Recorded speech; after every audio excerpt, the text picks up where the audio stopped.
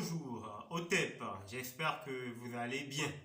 Dans ce cours, donc je me présente, je suis Doji Maunito Djewuti Olu, votre enseignant de Swahili, donc de Kiswahili. Donc dans ce cours, je vais simplement vous présenter l'objectif du cours. Pourquoi apprendre le Swahili, le Kiswahili? Donc les Africains sont les seuls au monde en fait à enseigner, à étudier dans la langue des autres. Donc il n'est pas mauvais d'apprendre la langue des autres. C'est d'ailleurs enrichissant. Mais l'éducation de nos enfants doit se concentrer sur nos langues, doit se baser sur nos langues. En Chine, on enseigne en chinois. En arabe, on enseigne en arabe. En France, on enseigne en français. En anglais, on enseigne en français. Ça n'empêche pas d'apprendre d'autres langues. Donc, il est donc important d'apprendre nos langues, car la langue, c'est la vision, véhicule la vision du monde d'un peuple. Donc, lorsque on est être alphabétisé, ce n'est pas savoir simplement apprendre à lire et à écrire dans les autres langues. Être alphabétisé, c'est apprendre à lire et à écrire dans sa propre langue. Donc l'objectif de ce cours sera de vous donner les bases qui vont vous permettre de mieux lire et comprendre le Swahili, donc le Kiswahili. Pourquoi le Kiswahili? Pourquoi le Swahili? Tout simplement parce que, c'est une langue panafricaine. Donc toutes les langues africaines négro-africaines doivent être valorisées, bien évidemment. Si nous avons choisi le Swahili, c'est tout simplement parce que c'est la langue africaine la plus parlée. Certains disent effectivement que c'est une langue arabisée. Le Swahili, effectivement, a des emprunts de l'arabe. Mais le Swahili reste une langue négro-africaine. La syntaxe et la grammaire restent une langue africaine, négro-africaine.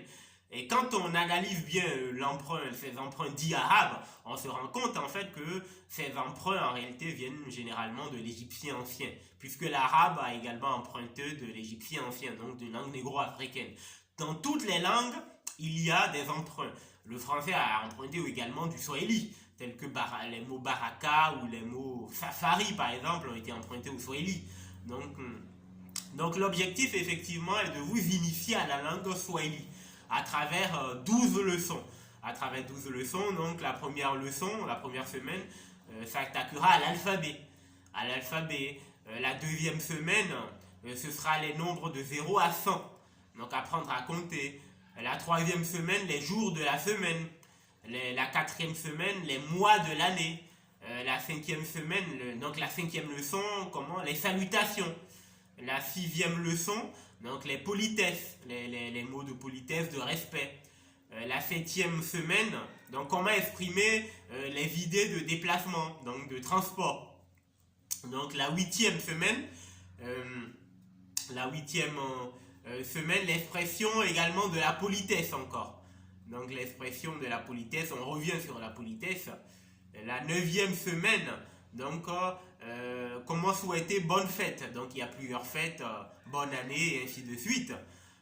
La dixième leçon, ce sont les boissons. Donc comment exprimer les boissons.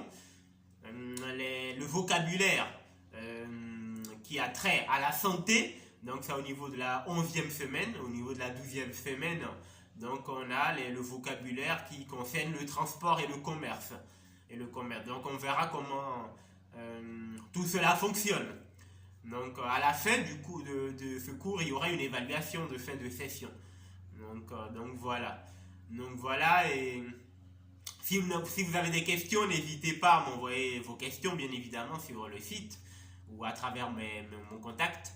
Donc je vous remercie et j'espère que ce cours vous plaira. Merci et à bientôt. Otep!